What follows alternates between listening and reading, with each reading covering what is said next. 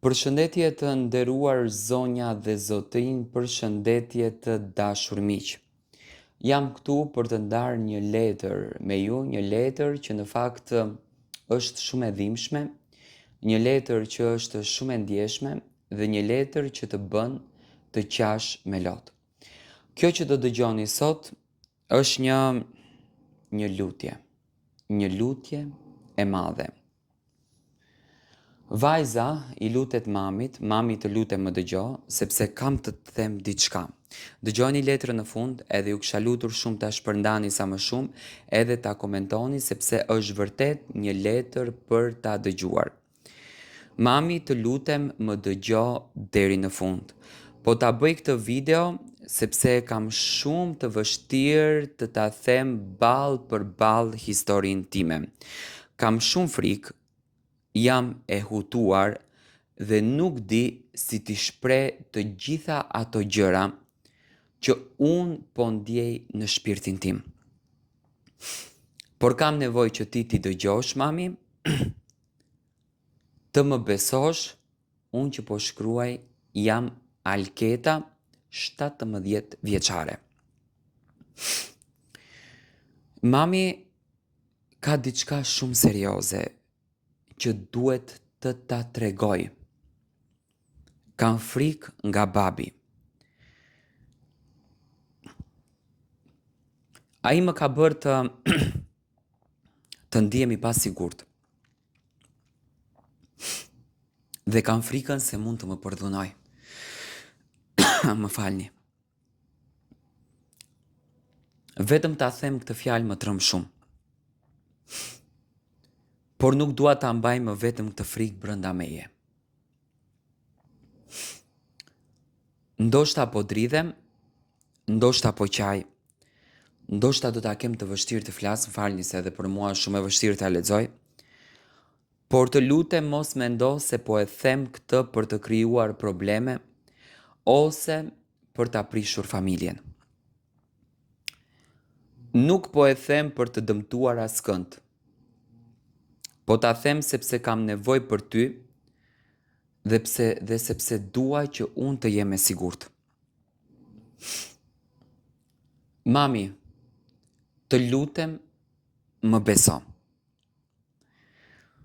Nuk dua të më thuash se ndoshta e kam keq kuptuar. Nuk dua të më thuash të heshtë që të mos ketë probleme në familje. Kam frikë dhe kjo frikë është jashtëzakonisht e vërtet për mua. Kam nevojë që dikush realisht të më mbrojë. Nuk dua të jem vetëm me babin nëse ai në të vërtet mund të më bëjë diçka. Të lutem mos më lër vetëm me të derisa të kuptojmë se çfarë po ndodh dhe të gjejmë një mënyrë që unë të jem e sigurt sepse kam frikë se dëshiron të ketë marrëdhënie intime me mua. Më përkëdhelen, më prekën, më përqafon ku s'duhet. Nëse nuk arrit të tregoj të gjitha detajet, të lutem mos u zemëro me mua. Mund të më duhet kohë, mund të kem harruar disa gjëra, ose mund të kem frikë t'i them këto gjëra. Kjo nuk do të thotë se nuk është e rëndësishme. Mami, unë nuk dua që të mbaj më një sekret që më frikson. Dua që ti, në të vërtet, të më ndihmosh. Të lutem mos shko ta përballosh babin vetëm nëse mendon se kjo mund të më vendos në rrezik. Fillimisht dua të jemi të sigurt,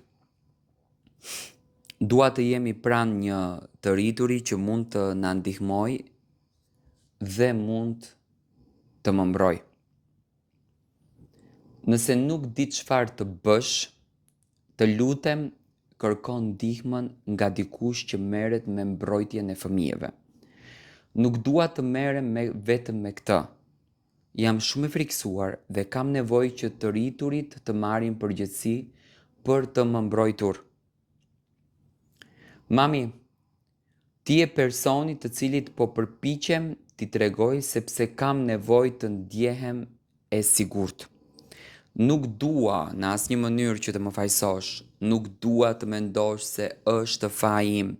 Nëse dikush më prek, më kërcënon ose përpiqet të më detyroj të bëj diçka seksuale, dije që nuk është faji im. Unë nuk kam bërë realisht asgjë që ta meritoj këtë gjë. Të lutem, më përqafo, nëse mundesh dhe më thuaj se do të më ndihmosh. Më thuaj se nuk jam vetëm, më ndihmo të largohem nga çdo situatë ku mund të jetë rrezik. Mami, po ta them sepse kam nevojë për ty. Të lutem, më beso, të lutem më mbro, dhe të lutem mos më lër ta përballoj këtë vetëm. Të dua mami, kam nevojë tani për ty. Në fakt kjo është letra që vajza e ka shkruar për nënën e saj. Është një letër goxha e dhimbshme. Ju e patë që unë e kisha edhe të vështirë në fakt që ta ndaj me ju. Do kisha apeluar të gjithë këtyre nënave dhe nënës në fjalë që merr masa kundër drejt fëmijës tënd. Nuk është e lehtë që fëmia jot t'i përballoj këto dhimbje, nuk është e lehtë që fëmia jot t'i përballoj këto tmerre. Merr masa, jeto me fëmijën, gëzo dashuri, respekt, sepse është shumë e rëndë të përballoj fëmia këto gjëra.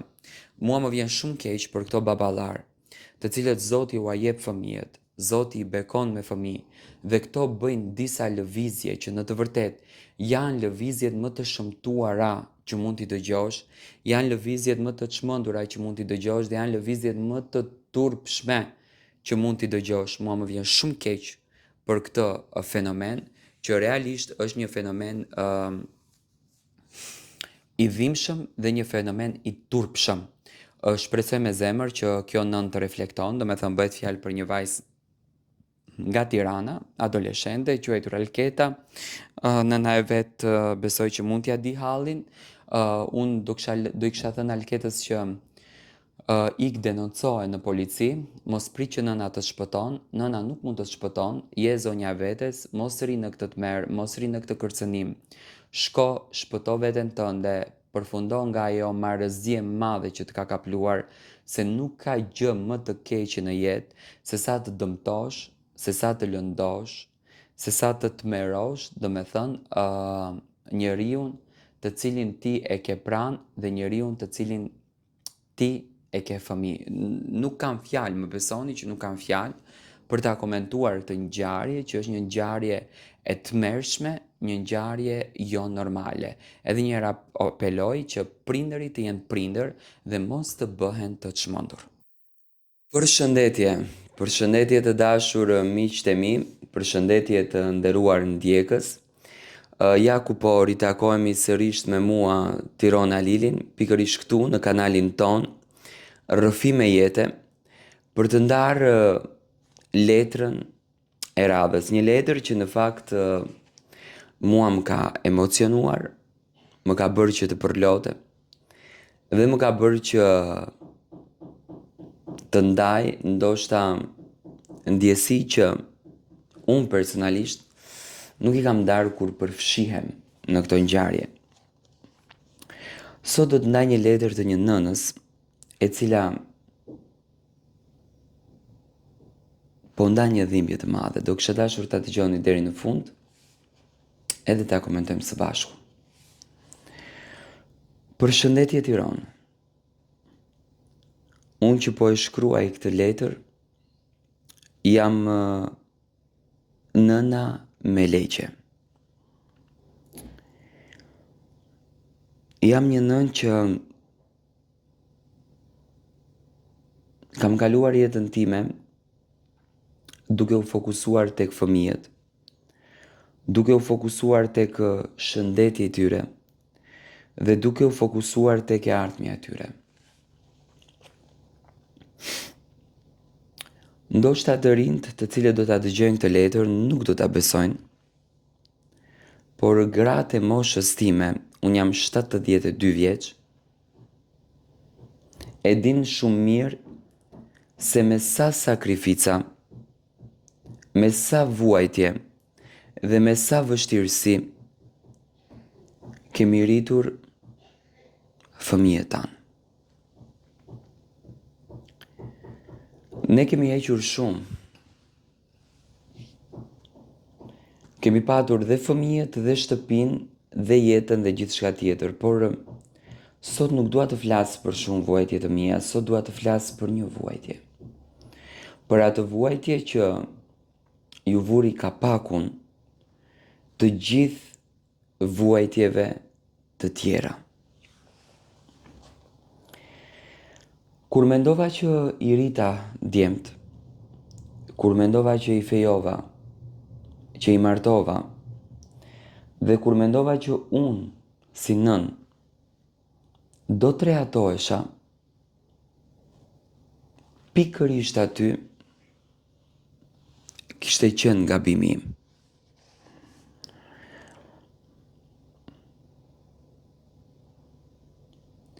Nuset e mia nuk më donin, nuk më respektonin, më kishin si gozhdë në shtëpi.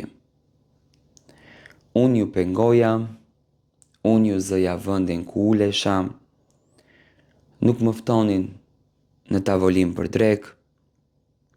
Do me thënë kaloja momente aq të rënda, sa që vetëm zemra ime dhe Zoti i di. Por thoja më mirë me ofendime edhe tek djali se sa dikun tjetër. Në fillim mendoja që djali i dytë më don pak më shumë. Se sikur mërziteshte, se sikur stresoheshte, por unë edhe nuk u tregoja çdo gjë. I thoja vetes, lëre, sepse jeta është e gjatë. Unë do bëj ti me kjo let flet. Derisa një ditë, ishte dita më e tmerrshme e jetës time, vendosin djali dhe nusja, me vendimin e tyre, të më heqin nga shtëpia. Për mua ishte e paimagjinueshme. I thash birë, nuk është puna e turpit, sa që është puna e turpit ndaj Zotit. Nusja thonte që turpin na e lër neve, ndërsa ti shko atje ku e ke vendin. Do me thënë, si pas nuses, unë e kisha vendin në azil. Vuajtëm e hoqëm shumë.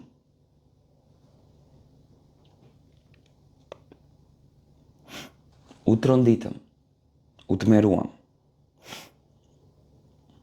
Më quan në azil. Jam këtu për vite të tëra.